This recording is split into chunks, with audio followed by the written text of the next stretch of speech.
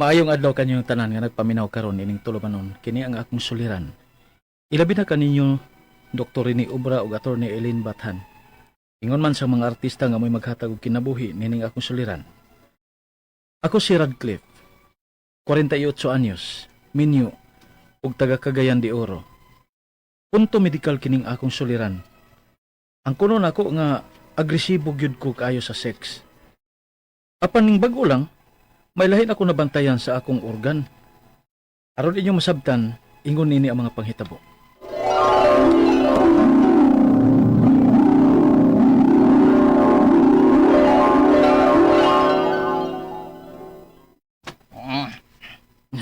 Kapila gid pre. Ay, may na naikausas-usa ka simada, pre. Ah, hinaya gud nimo pre. Oh, kapila man rin mo sumari sa imong asawa, pre. Aw. Kapila man mo, ha? Kami, Oh. ang gubot og maka-absent kog usa ka adlaw pre. Oy, Ah! Grabe ka po anak, pre. Oy! di pa Kapoy. panghambog. Wala gi. Kapoy ka na rin niya. Kapoy pa ta sa atong trabaho. Ah, di panghambog pre. Hmm. Mao nga score gid ko kada adlaw pre sa akong asawa. Ha? Kay mas maluya ko kung dili ta katirada pre. Ah! Pastil na luo yung mari, ano? Malmal di kayo mari ni mo. Para unsa man siya pre. Ha? Asawa gud na. Oh, pre Radcliffe. Nanghambog sa dekang parilawro sa mong binuhatan. Banga ang pre Lauro eh. Di na kuno sila kakaya og kanang kada adlaw. Di maluya na kuno sila ana. Akong giingnan nga mas maluya ko ug di ko ka-score nimo eh. Ikaw no? Ako na Joy, kaso na ng kagresibo ni mo anang buhata, oy, Radcliffe. Ayagi kasul-hasol di Demir na. Asa ba din ako ipahungaw sa lain? Sa? Hanggaw ni mo. Oh, lagi. Adlo kang ato ko sa lain pahungaw. Di ba no? Ikaw ba yabag jud ka, oy? Mga tog ta, eh. Si mga tugod taon. Wapagani ta kahimo ko an. Wapagita kahimo sa nanda na itong buhatonon. Sa di pa ta matug. Ang tana. Kwarto na ta. Uy. Radcliffe pa. Gilok kinuli og nako, eh, nga imong kihagan. Bisa ganahan gina siya. Makit pang ito sa mga bata na. Okay na kwarto na ta. Di na. Sige na ko. Bangog na kainin mo. Ikaw pa. Radcliffe ka, oy. Uy, ano ko, eh. Gipadingot magkagmaayo. Papa ka? Gano man eh. Luya man kaya ni siya day.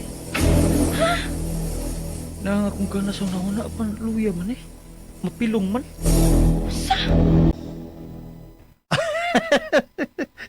Kinsa di maluya na, pre nga. Kada adlaw magkamugamit ni Mari. Mo tingal yan na naluya. Di lagi ko ingon ani ka adto pre. Ha? Mikalit naman ni siya. Ay, stilan, may edad na magunta, pre.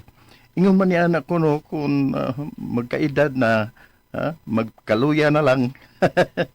Di ko kadawat ana pre. Hmm? Ganap ko kay nga kung hanaw na. Hmm? Maluya siya. Mao na pag-ingnon, pre, nga moabot ang panahon nga huna-huna lang niya magdako nato. Unsa? Di ko kadawat ana pre. Ha? Bata pa ko eh.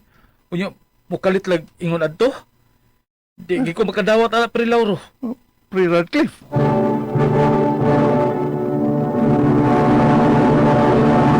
Tatak RMN.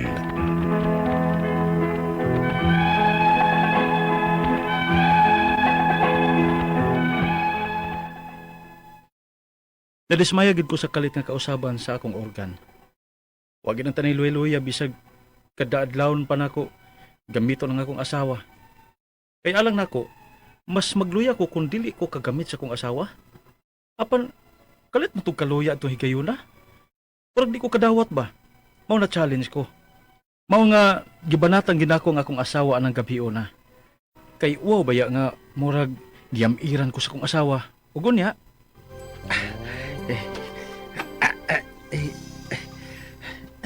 Agoy.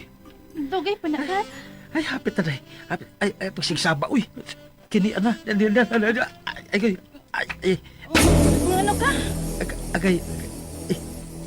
Sakit nga akong kilig dapit sa ilaw sa diri dapita day oh. Oo, sabi itong buhato na eh. Ah! Ako na hidutan na, ah. Ay, sakit lagi. Agay. Ha? Ay, pagkatawa, pre. 20 taon lalim. Nga naman ko na, pre, oy. Basig may nakaon kang kontra, ana. Ano sa? Bitaw, pre. Pasin, naginalan ka na yan ng kinahanglang imnon, aron mula hutay na ka. Di Oh. ko ganahan na, pre. Oh? Nga dependent ko anang unsa man ang mga tambalag imnon nga gipang advertise sa radyo ug TV. Aron lang ang mula hutay. Hmm. Kay wa pa na sa kong edad nga magkinahanglan na, pre. Bahala ka. Giana na naman ni Mos Mari, ana. Basin, magpangita na na si Mari sa performance, ana. Sa lain na niya, pangitaon. Na, mabiyaan ka ni Mari niya ng paina, pre. Pre, Asa ka? matukog doktor. Unsa? Nagpakonsulta ko ni. Kung unsaon ni nako. Nayabag naman ka ni. Sukar ba siya nga nagluya? Murag di na sa mutaas. Di na ma-expand. Nagkahiyos man. Di ko kadawat ini dayo eh. Mauiad to ni nako doktor. Ipakonsulta ni nako naunsa ni.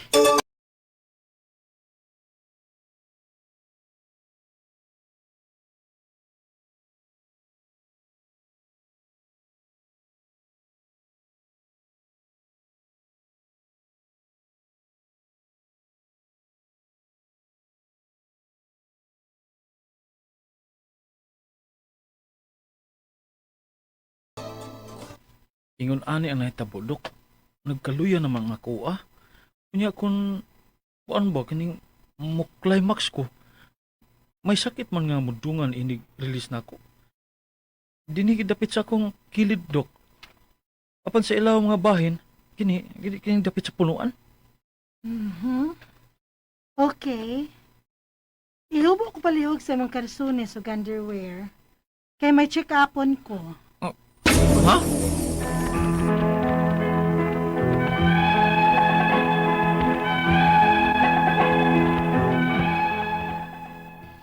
Girefer ko og urologist nga doktor. Mauto.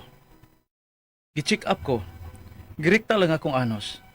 O grisitahan lang ko og paggana sa doktor. Pero wa maghiapoy alibyo. Tabangi in taon ko ninyo. Kay dili ko gusto nga mabiyaan ko sa kong asawa.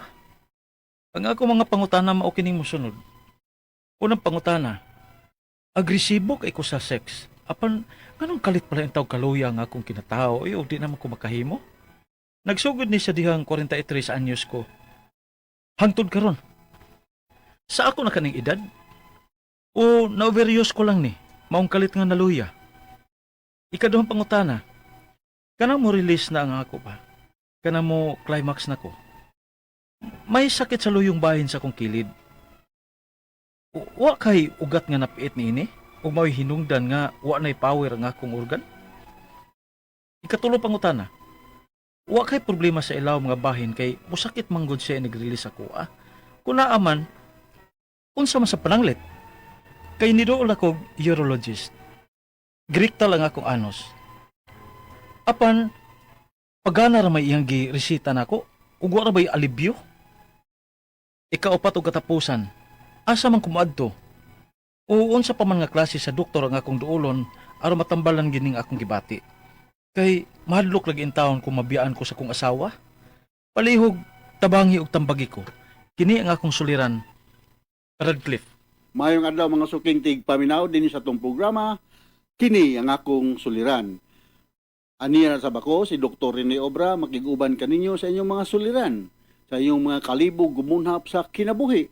Ako mohatag og tambag og mga solusyon, opinyon sa inyong mga problemang punto medical, personal, behavioral, emotional, psychological o problema sa mga ginadiling drugas.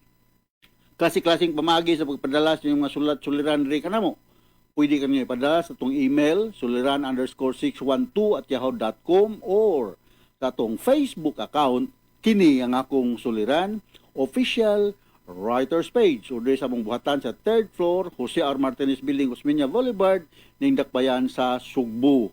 Until now, social distancing lang gyapon kami sa kong partner nga may tambag sa inyong mga legal ang mga suliran si Atty. Eileen Bathan. I miss you, partner. Dugay na kay kung wakakita nimo, no? Sige lang kong paminaw sa imong tambag sa atong legal portion sa atong programa. Sinaot nga magkadungan na sadta sa in the near future, no? Ang atong makutlong ang pagtulunan karong adlaw mao kini nga sometimes the things we cannot change end up changing us. Mao gyud, no? So ang atong magtatampo karong adlaw si Radcliffe, 48 years old, taga Cagayan de Oro City, punto medikal. Aminado nga agresibo gyud siya sa sex. Apan sa nag-edad na siya og 43, nakalitan siya sa kausaban sa performance sa iyang kinatao. Nabantayan niya nga murag kalit lang nga nagkaluya. Unya kung mo-release na siya o labi na og mo-climax na siya, may musakit tapit sa ilawom sa luyo sa bahin sa iyang kilid. Matagamit niya sa iyang asawa, maka-score pa man tuod siya, pero diferensya na gyud ang performance. Kay luya naman ang iyang organ. Ug di na pod mutaas o mo-expand ning bago lang 48 anyos na siya, gi-refer siya sa usa ka neurologist. Girektal ang iyang anus o giresitahan pa siya og pangpanggana. Apan wala kunoy alibyo. Sumo kanay atong nabati sa sulat-suliran nga gipadala ni Radcliffe nga taga Cagayan de Oro City. So, dili pa ko mutubag sa mga pangutana Radcliffe, ako nag-greet nga ako mga kaila des Mindanao, no? Sa Cagayan de Oro City, mayong pagpaminaw di ay ni Doktor o Doktora, no? Crescenti Idna Ricarte diya sa Cagayan de Oro City. Nakauban ako ni silang magtiayon, mga guwapo-guwapa ni siyang magtiayon, no? Dito sa hambog ko ninyo gamay dito sa Cairo, Egypt, no? Kauban mi. Di si Mistro to Doktora Janet Dahuli sa Tangub City. Og daghan pa ta diya sa mga Digracia family diya sa Tibanga, Iligan City. Kumusta naman mo diha? Si Maribeth Panilo ug si Merlita Bugtay sa Butuan City.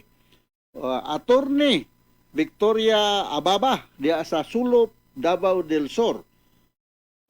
Kumusta naman ka, attorney? O nangumusta dahil imong mami diri sa Kantauan Naga, si Kapitan Chris Ababa, no?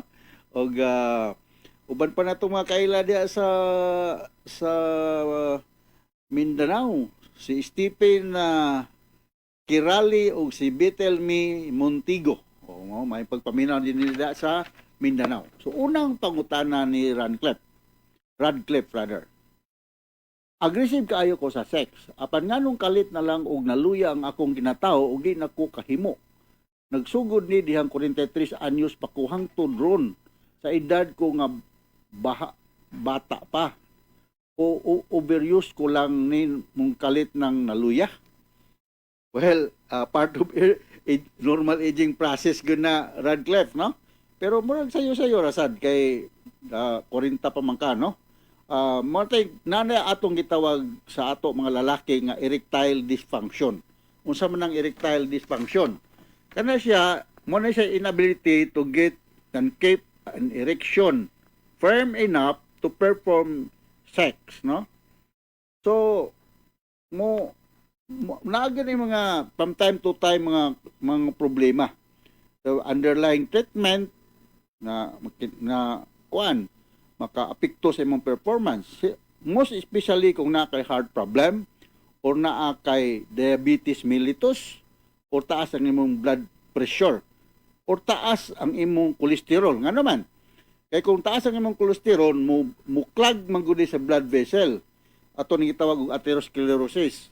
Ang rason baya nga na kay erection is because of the inflow of the blood nga to sa imong mga muscle diha sa imong penis kanang corpus spongiosum ug corpus cavernosum mo na akong mainumduman, no? So kung wako makog tambok pasag ka, no? Kung tambok ka usa nas mga hinungdan sa erectile dysfunction, alcoholic or nag-use ka og drugs or naa kay masigig panigarilyo, no? Tobacco user ka. Kay mo ubos man ang imong for some reason ubos ang imong testosterone level. Kaya yung testosterone mo ang male hormone, no? Although na sa mga babae, programay ra, tagas ni sa lalaki, or kung itong mga tao nga underwent o mga surgical procedure or injury diha sa pelvic area. Kaya maapektado ba yung mga nerve supply diha sa atong pelvic area gikan sa spinal cord?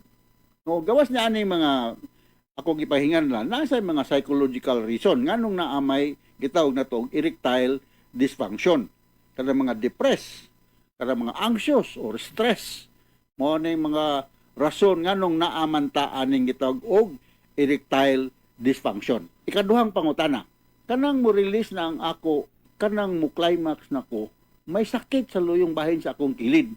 Wala kay ugat nga naipit ani, ug maoy hinungdan nga wala nay power ang akong organ. Well, gitawag nato Radcliffe og painful ejaculation. Ha? Akong balikon sa makadaghan according to Johnson & Johnson, ang kini magong sexual act magsugod dig desire, excitement, orgasm and resolution. So kung naa kay painful nga ejaculation or orgasm, daghang mga rason mao taw kung panghingalan. Kung basig taas ang imong blood sugar o simbakulag na ay enlargement, benign prostatic hypertrophy, no? Enlargement sa imong prostate, no? O sa imong problema sa imong scrotum o perianal area o sa imong penis. Mao kini mga rason nganong naa may sakit diha o nag-abot nimo og orgasm. For those who are less than 50 years old, prostatitis or inflammation of the prostate gland, murag common na siya. Ha? So moadto gikaanig urologist, no? Urologist sa mga lalaki nga mga edad na og mga 50 pataas ay painful ejaculation or frequent scanty urination, lower abdominal pain, or maabot sa erectile problem, you go to a urologist.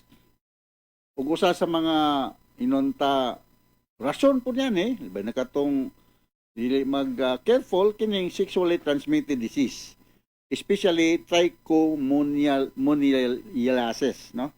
So mo na nga magbinantayon kita. Alright? So ikatulong pangutana ni Radcliffe. Wala kay problema sa ilawom sa bahin sa kay musakit manggod siya inag-release sa ako. Kung naaman unsa man sa pananglit kay niduol na ko og urologist, giriktal na ang akong inos apan pagpangpagana ra man ang iyang giresita nako wala ra may alibyo. So ning duol naman ka og urologist kanang rectal exam kung walay finding siya, mao na ang pag-test og prostatic enlargement, no? But what about the other causes? Kung wa kay prostatic enlargement, what about the other causes nga kung hihingalan na while ago? Like katong mga diabetes mellitus, katong mga sexually transmitted disease ug uban pa katong mga infection sa scrotum o the perianal area, mo toy i-roll out. Ikaupat nga pangutana. Asa pa man ko moduol ug unsa pa man nga klase sa doktor ang akong duolon aron matambalan ko aning akong gibati kay mahadlok ko nga mabiyaan unya ko sa akong asawa. Very very good husband gyud ka Radcliffe, no? So muduol ka og internist. Kanang internist usa ni ka medical doctor nga nag-specialize sa mga medical problems. Okay? To rule out medical problem. Katong gingon ako nga kung taas ang imong blood pressure, na baka heart problem, o taas bang imong blood sugar. So, ma-roll out na pinagi sa pag-perform ng mga laboratory examination. Another doctor ng imong duolon is the urologist. Urologist, mao gini sila espesyalista ng mga erectile dysfunction. O katong mga psychological concern nga kung ipahinganlan, like katong depression, anxiety, stress, diha sa Cagayan de Oro City, naaman si Dr. Corunya diha, no? Doolar na siya. Kaning mudol kag psychiatrist, no? So mao na nga og ayo ka stress kung dili ka maka-perform. The more ka nga ma-stress, the more hinung ka nga dili ka perform. Okay? So gikan sa Chunghwa Hospital Pediatric Alumni Association, it doesn't matter what kind of COVID vaccine, basta kay magpa-inject lang ganda katong mga 18 anyos pataas, no? Basta bisag unsa nga COVID vaccine available. For Sinovac, 18 to 59 years old, COVID vaccine. Na siya. O kating para sa mga senior, AstraZeneca, Pfizer, or Moderna, available po na siya. Okay. So, hinaot nga nakahatag ko og takto nga tambag or opinion sa imong problema Radcliffe diya sa Cagayan de Oro City. Naka-experience ba kaninyong rapid diha, no? Hapit ko malumos na yung rapid. So, once again, hinaot nga daghan mo o naamoy nakuto nga pagtulunan karong adlaw. Dili ka mo maikog, maulaw o mangluod. Pagpadala sa mga sulat-suliran, kadaghan kaayo ming madawat dire.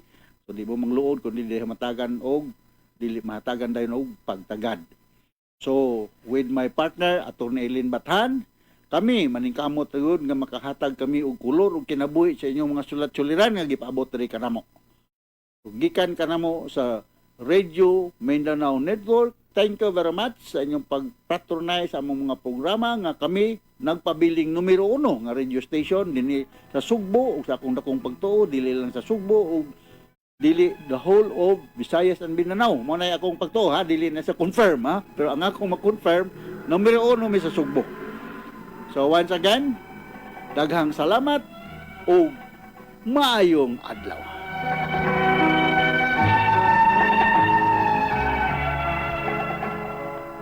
Tatak RMN.